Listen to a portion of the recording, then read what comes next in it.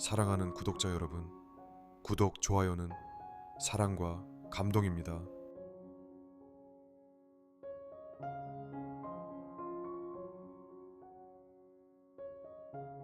제목: 우유 배달부와 작은 손편지. 2004년 플로리다 판비치의 어느 따뜻한 봄날 아침이었다. 나는 마을을 돌며 유제품을 배달하는 일을 하고 있었다. 아직도 전통적으로 우유를 유리병에 담아 문 앞에 놓는 서비스를 고집하는 이 동네는 마치 시간이 멈춘 듯 평온하고 정겨운 곳이었다. 그날도 늘 그렇듯 낡은 트럭에 유리병을 싣고 첫 번째 집부터 우유를 배달하고 있었다. 특별할 것 없는 평범한 아침이었지만 다섯 번째 집 앞에서 나는 무언가 이상함을 느꼈다. 현관 앞 유리병이 그대로 있었고 지난주에 놓아둔 것도 회수되지 않은 채였다. 늘 정확하게 받아가던 노부부 댁이었다. 걱정이 된 나는 살짝 문을 두드려 봤다. 아무런 인기척이 없었다. 다시 한번 노크했지만 반응은 없었다. 그 순간 문 옆 우유 상자 안에서 작고 접힌 종이 한 장이 눈에 띄었다. 부탁이에요. 혹시 이 편지를 발견하신다면 경찰이나 병원에 알려주세요. 제 남편이 어젯밤 갑자기 쓰러졌고 저는 움직일 수가 없어요. 전화도 고장났어요. 메리 윌러슨. 나는 그 순간 심장이 쿵 내려앉았다. 급히 휴대폰을 꺼내 응급구조대에 연락하고 문을 살짝 열어보았다. 문은 잠기지 않았고 안으로 들어가자 거실 소파에 앉은 할머니가 창백한 얼굴로 나를 바라보고 있었다. 그녀의 남편은 안방에 쓰러져 있었다. 응급대가 도착하자 그녀는 내 손을 꼭 잡으며 말했다. 우유 배달을 하시는 분이라면 언젠가는 이 종이를 보실 거라고 믿었어요. 저희에겐 믿을 사람이 없어서요. 그날 병원에서 들은 말로는 그녀의 판단이 없었다면 남편은 생명을 잃었을지도 모른다고 했다. 며칠 뒤 나는 병문안을 갔고 그녀는 손수 짠 조그만 스웨터를 내게 선물로 주며 이렇게 말했다. 아저씨가 우유를 놓고 가는 걸 창문으로 볼 때마다 오늘도 세상은 따뜻하다고 느꼈어요. 그 작은 일상이 결국 저희를 살렸네요. 그때 나는 깨달았다. 내가 유리병을 들고 다니는 일이 누군가에게는 생명선일 수 있다는 걸. 우리는 가끔 자신의 일이 얼마나 작고 하찮은가를 고민하지만 그 일이 누군가에게는 희망이 되기도 한다. 내가 그날도 평소처럼 우유를 놓고 가지 않았다면 한 쌍의 노부부는 도움을 받지 못했을 것이다. 그 뒤로도 나는 매일 아침 유리병을 놓으며 문 앞에 조용히 인사를 건넨다. 오늘도 평안하시기를.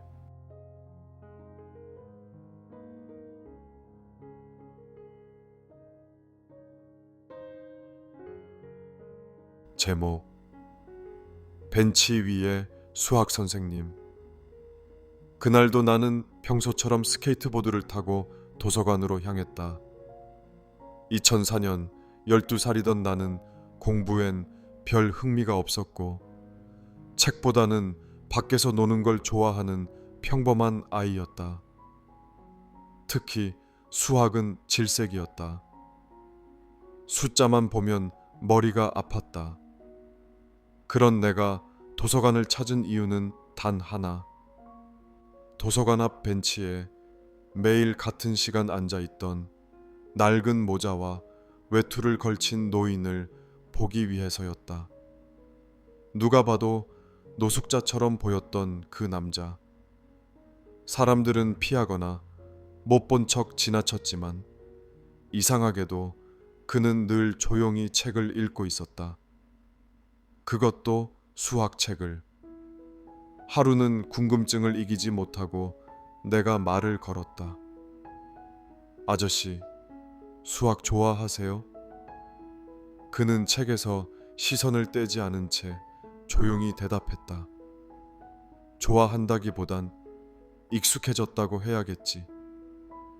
그날부터 나는 도서관 대신 벤치에 앉아 그와 이야기를 나누기 시작했다.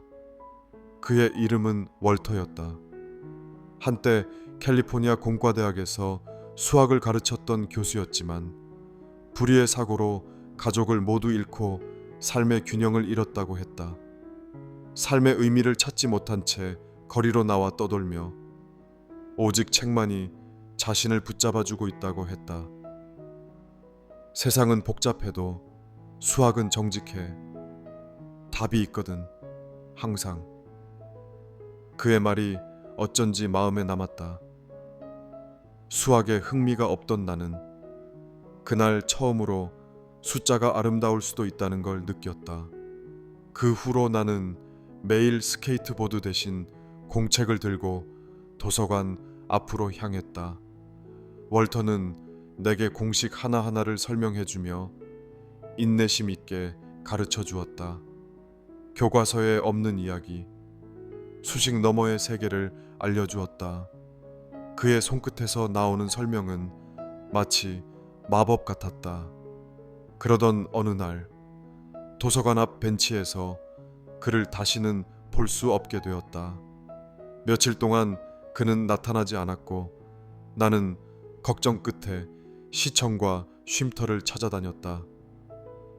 그리고 겨우 그가 입원했다는 소식을 들었다. 그는 폐렴에 걸렸고 몸이 약해져 있던 탓에 회복이 쉽지 않았다. 병원 침대 위 여전히 그는 책을 곁에 두고 있었다. 내가 들어서자 그는 웃으며 말했다. 오늘은 너 혼자 문제 풀어봐야겠네.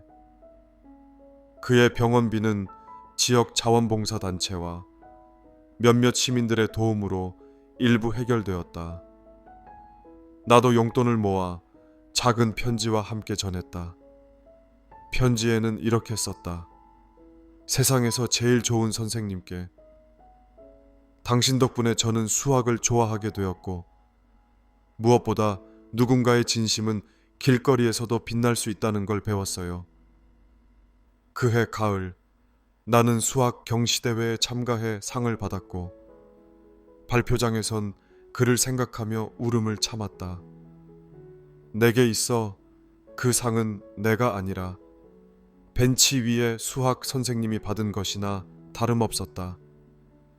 지금도 나는 도시를 거닐다가 누군가 벤치에 앉아 책을 읽는 모습을 보면 고개를 돌려 다시 한번 확인하게 된다. 혹시 월터 아저씨일까 하고 그리고 늘 마음속으로 중얼거린다. 고맙습니다, 선생님.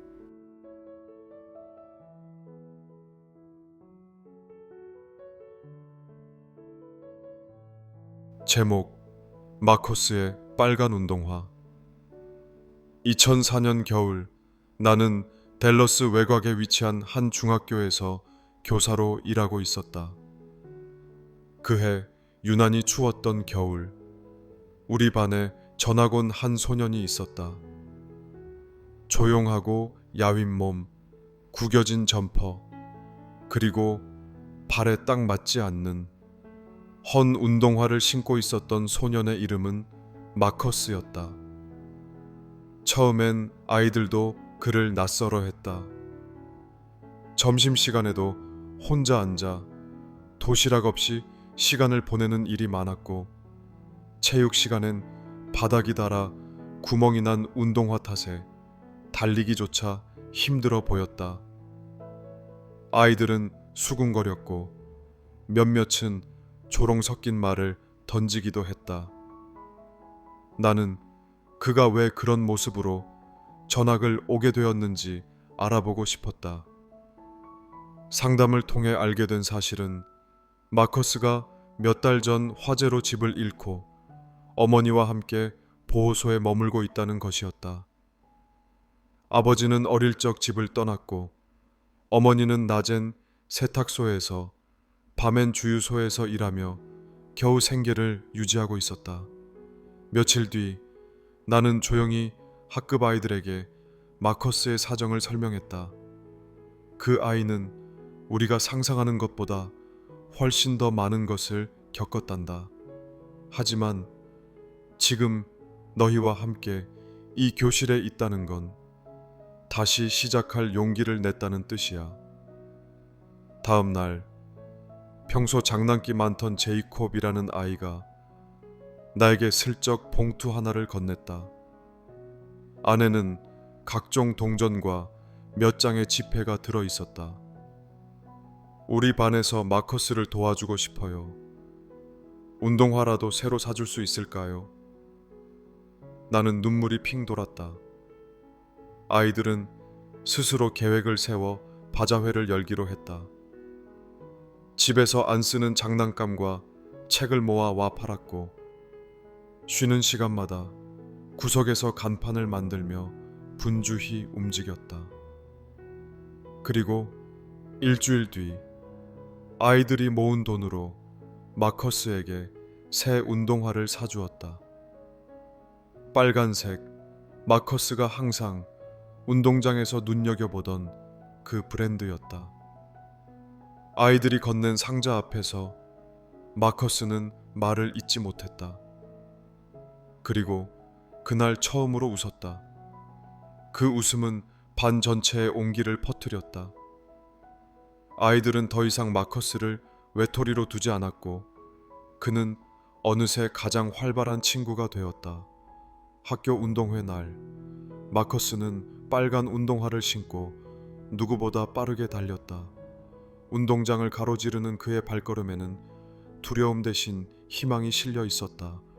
몇 년이 지난 지금도 나는 그해 겨울을 잊지 못한다. 아이들이 만들어낸 그 조그만 기적. 누군가의 마음을 헤아리는 것이 얼마나 강한 힘을 발휘할 수 있는지 나는 그날 똑똑히 배웠다. 마커스의 빨간 운동화는 단순한 신발이 아니었다. 그것은 아이들의 연대와 사랑, 그리고 누군가를 향한 용기의 상징이었다.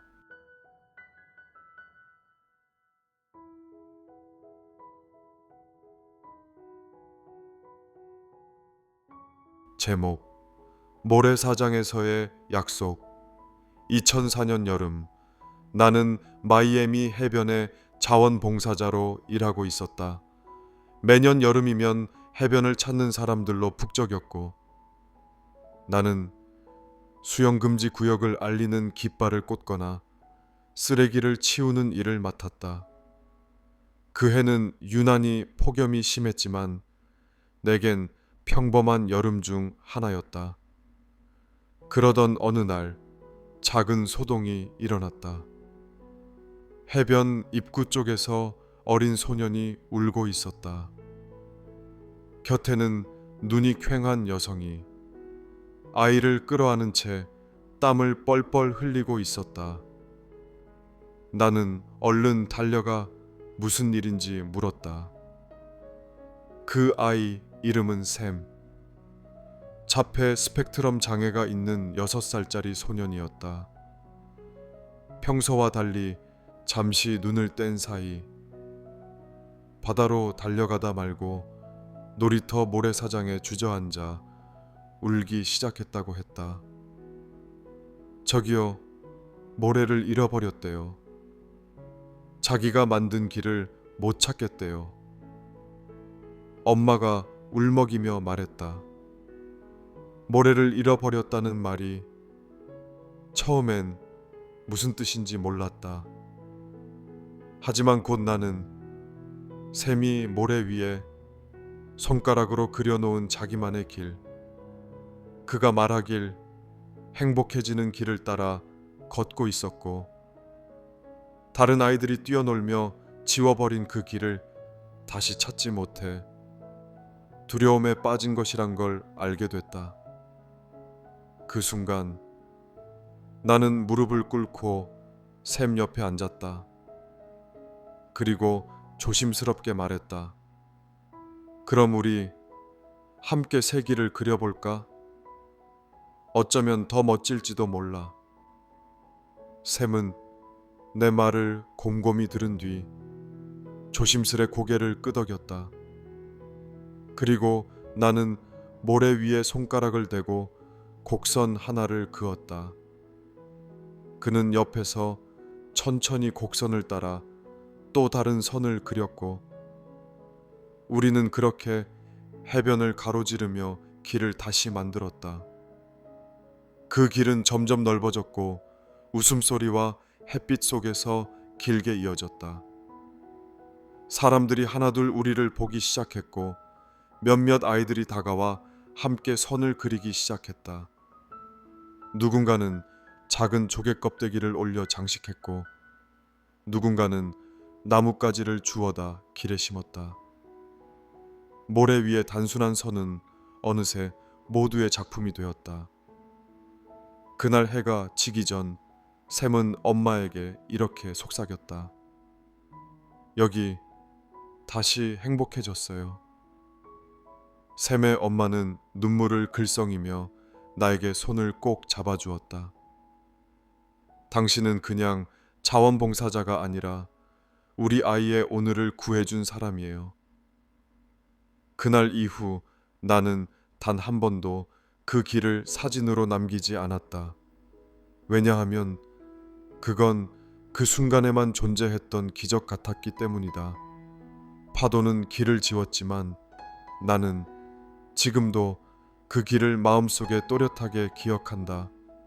모래사장 위에서 아주 작은 친절이 한 아이의 세상을 바꿨던 그날, 우리는 모두 누군가의 길이 될 수 있다는 걸 그 아이가 나에게 가르쳐 주었다.